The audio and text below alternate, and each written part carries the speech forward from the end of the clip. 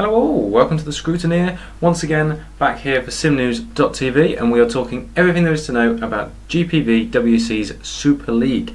Yes, if you are not a big fan of this yet, why on earth not?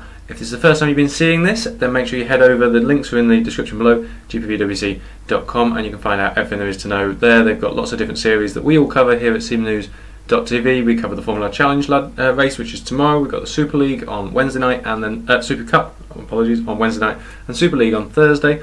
All of which fantastic series for their own reasons. But the Super League is as real a team sim racing event as it gets. You can't get better than this in any sim. I don't care who you are. This is the closest to a team event as there is.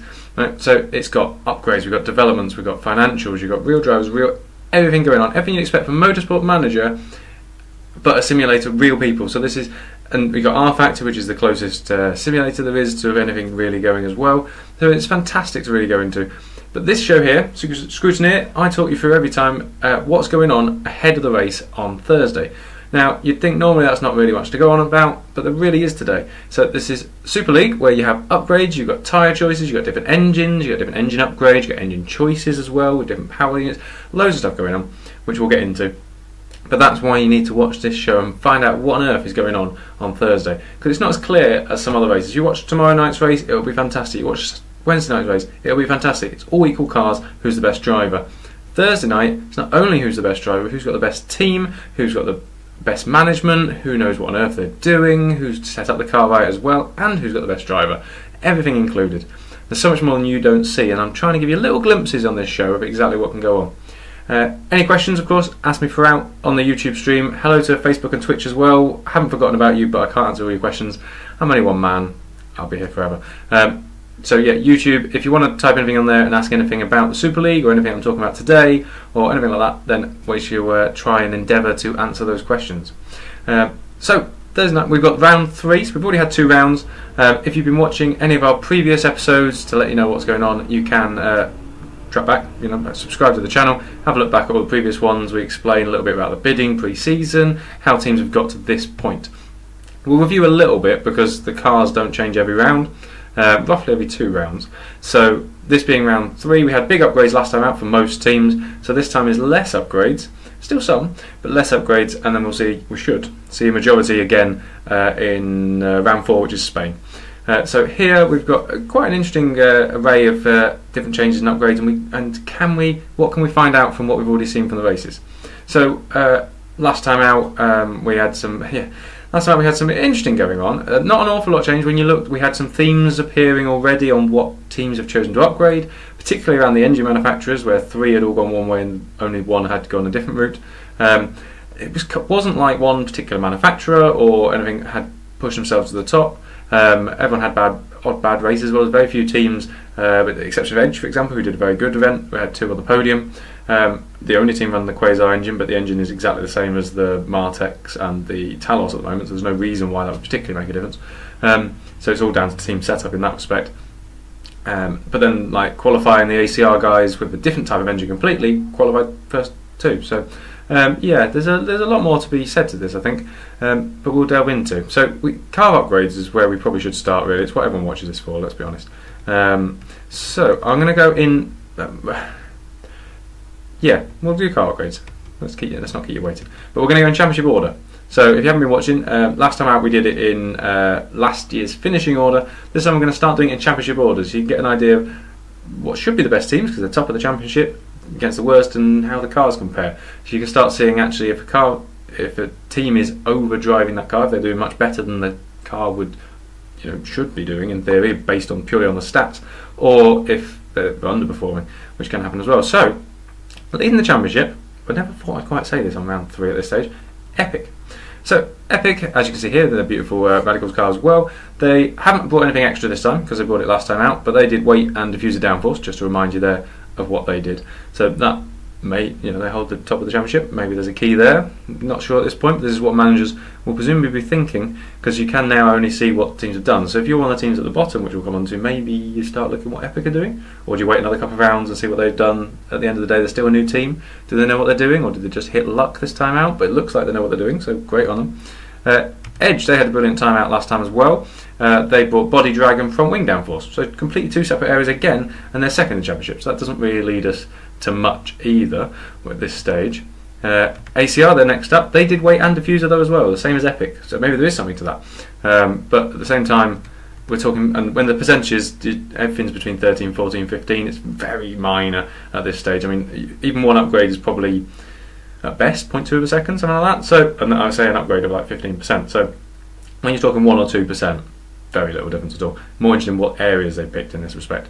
Hawkeye, they had quite a good round as well. What did they bring? They had diffuser downforce and they had front wing downforce. Two sort of classic areas from last year, seems to work quite well for them. Having the front wing downforce means it produces more downforce and you can run less front wing on your settings, which does help you as well. Storm, surprisingly, next up, which is great for them to be doing so well so far. They've done diffuser downforce and body drag. Another one doing body drag there, but again, all these teams had this last time out, so there's nothing extra on these cars at the moment, but we'll come on to a few, but there's nothing extra on these so far. Red Archer were next up. They did weight and diffuser downforce as well, so there was a little bit of a key there. But again, these teams aren't doing, the front wing is a bit of a famous one as well, and the body drag is there as well. It's only after one race this, so it could just suit that track. We'll find out, because this track's very different to the last one. Evolution next time up. They did weight and rear wing downforce, first one to have come up with that. Both at 14%, they had that last time. Nordson, all the way down here in the championship, they did front wing and rear wing downforce. Pretty classic areas again, quite common theme so far. Eval, we're going to go on to now. Now these guys didn't have any upgrades last time out, so they have this time. So they actually didn't bring anything to the last race, but still did quite well out of it. I mean, they probably could have done even better with a bit of luck, but actually sort of overperformed that car. There was no upgrades on it at all, bar the engine, which they still had from like the same as everyone else.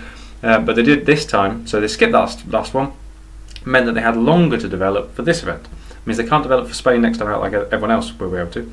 But they brought front wing downforce and rear wing downforce, which is a classic combination that people are doing, but they've got it higher percentage now. So they got 19 and 21 respectively there.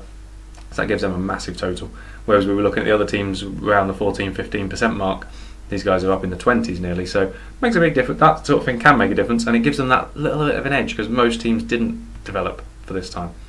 Adonis, they didn't develop for this time, but they had body drag and diffuser downforce of 14% of each, which is easy enough, isn't it? Obviously my cough hasn't gone yet, so apologies for if you saw me last week. Flag to flag, they did bring something this time out. So last time out, they had the diffuser downforce on the car, which, fair enough, and they did quite well out of it. It was, they had one upgrade on the car, so they weren't as far behind as Eval, but they weren't right up there with everyone else. This time out, they managed to bring weight on. Now the weight that they brought on is only 17%, which is sort of normal-ish. So you'd expect it to be nearer the 20, so that suggests to me that actually this either wasn't planned to be for round 3. It's quite a clever combination. We did speak last time that actually this means they can do one upgrade for each round. So next time out, the slot that they used on the diffuser downforce for last race, you can then use that slot for Spain, whereas the one they've used for weight here for Baku, they can then use that for Monaco. So they will have something upgrading each time, which should put them towards the top every other race. So anyway, but it doesn't suggest it was a full development, which suggests to me they probably either forgot to add it at the right time, or they didn't know about 2 slots. So it could be a little bit, but it's not really hurt them. End of the day, they've still got a pretty good car for this event. Macape, they are my next one. They brought front wing downforce and weight, so that was last time out exactly the same, 14%. Zurich, again, nothing extra this time out. They have 14 on weight and 15 on diffuser downforce. And Street Fighter Racing Systems bring out the rear at the moment with rear wing downforce of 13 and front wing downforce of 14. So I mean, everyone's really close there when you start looking at it. It's not particularly like there's any big problems. Let me just see if I can find a lovely little graphic for you here. So car developments. So I'm going to have to move it here to be able to be seen. Hi. So when you look at that now, this tells you, ignore the fact it's percentages. It is a percentage of upgrades, but it's not like it's out of 100, because actually they've got like 8 air development areas that can all get to 100, so really it's out of like 800 potentially. So ignore that really, but it's actually how many and the different. So you look at it and go, even the worst cars at 27, which is the Zurich, your Street Fighters, your Edge, 1% better. you're talking your Evolutions, Storm, Madcapes and Adonis. And then going slightly higher, 29, again it's very little at this stage, you're talking Epic, you're talking Hawkeye, you're then going Red Archer and Nordson.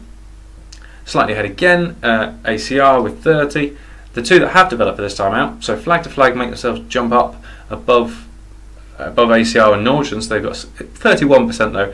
They're still really on the ballpark of everyone else, but they have got an ever so slight advantage, whereas Eval have got a full advantage, I'd say, at this stage. Won't be a lot, 0.2 of a second, something like that on a normal track. I don't know what it's exactly going to be like around Baku, but Eval at the very top there played a bit of a blinder really. Now this doesn't always work, because if you do it every other race, there's always a little bit of, well actually I've still got to beat everyone else, but actually because they were the only ones really to have done this, they now have the full advantage of the only car to have developed extra for this time out.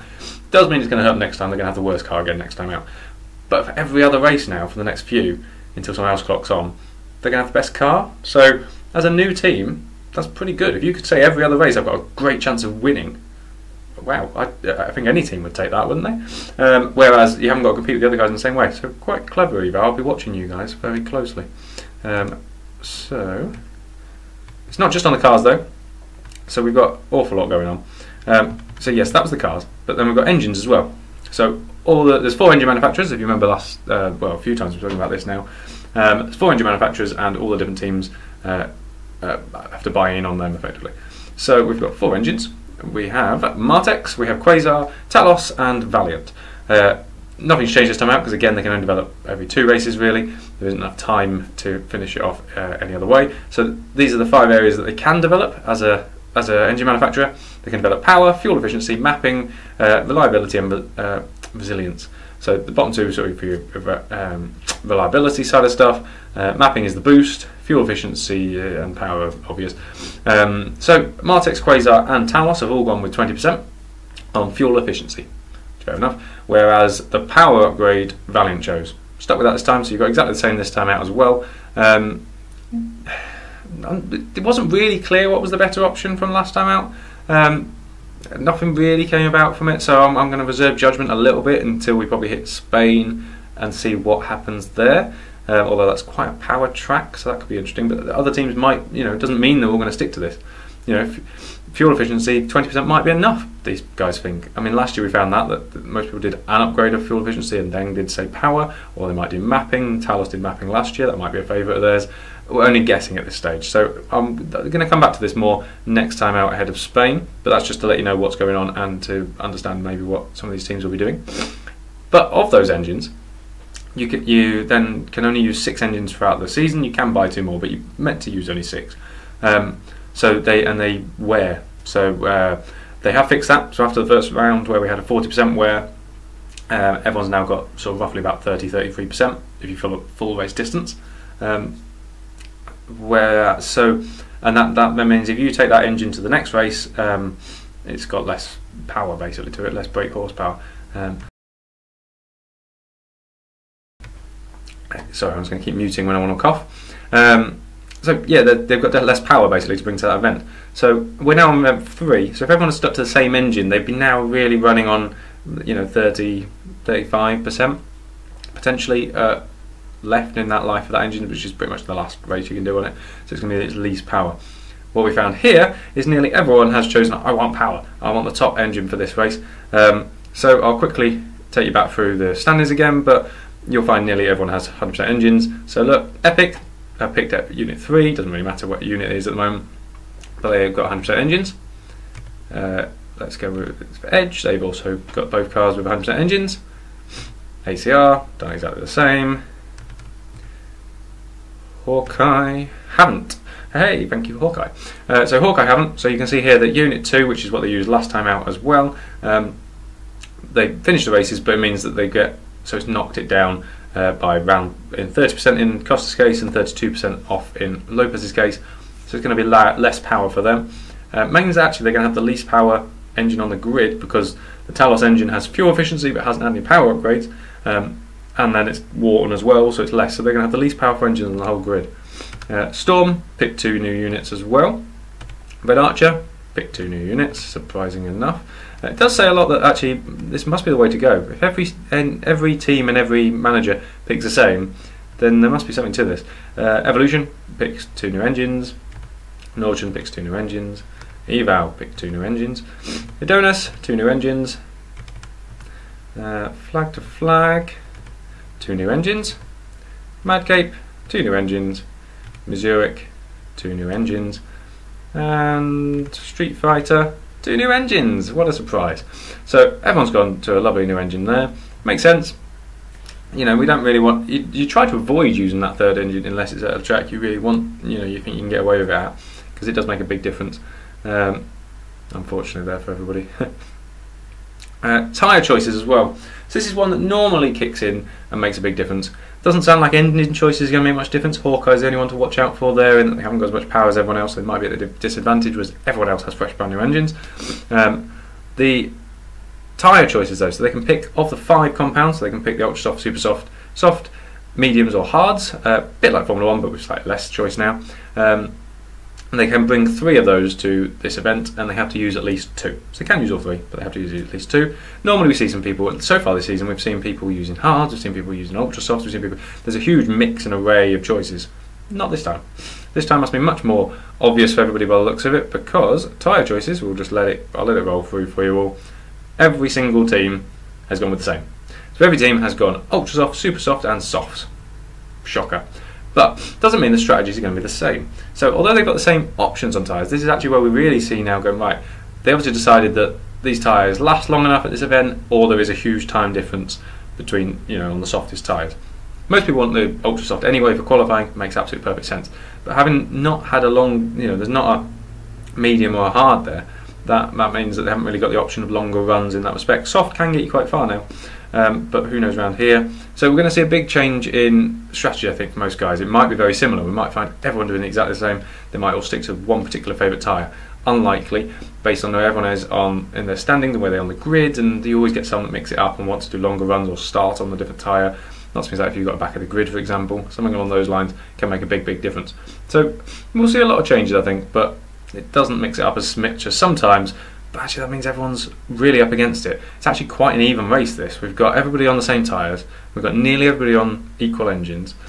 Even the cars aren't that far off each other. Different areas, it does make a difference, but we're talking such minor differences that you can make that up.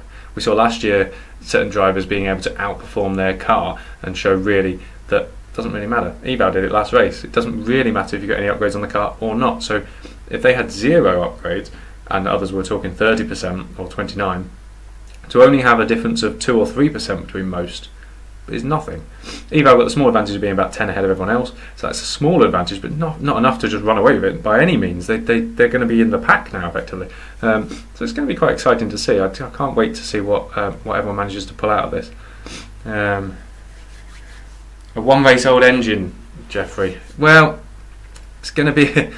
It's very hard to tell around here. I mean, as a whole, it doesn't work as in it's not like, because they're 30% down doesn't mean they lose 30% of their power.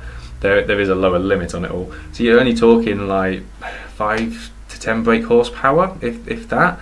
It's not really a huge amount, considering that it'll make a little bit of a difference because they're the only team, but they can easily make that up more with a great strategy choice. The setup side of stuff can make a much bigger difference, and actually what they've picked to put upgrades on that car makes more of a difference than the engines at this stage, I think.